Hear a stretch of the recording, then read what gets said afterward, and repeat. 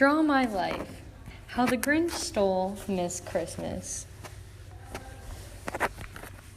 Our story begins on Christmas Eve night. Santa's delivering all his toys in that little blue bag to his children of the world. And he's all fluffy and looks like a cotton ball. And behind his sleigh is this green sleigh, and obviously in the green sleigh is the Grinch. He's very greedy, hence why he's green. Have you ever thought about that? Yeah. And then in Whoville, they get to Whoville, and it's a very small town because they only have 2 buildings. And they come across houses, and Santa's delivering gifts. And there's a Christmas tree, but Santa's delivering gifts to all of his good children that behave themselves. And then right behind him comes the Grinch. He's taking them from the children because that's the way he rolls. And later that night, they come across this amazing house. And it's so beautiful. See, it's even more decorated than Santa's house.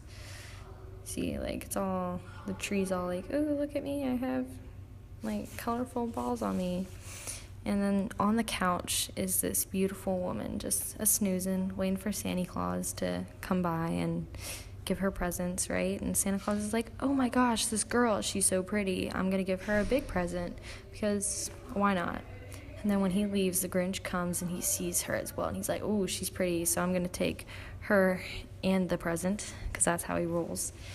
And then she wakes up and she's in the bag and she's like, yo, what is happening right now? This is so weird. I'm surrounded by a bunch of colorful paper and I'm in a bag and I want to be back home. And there's a hairy green arm. Wow. And Santa's like, oh, dang it. Jam it. I was going to go see her. And then this is back at Grinch's lair.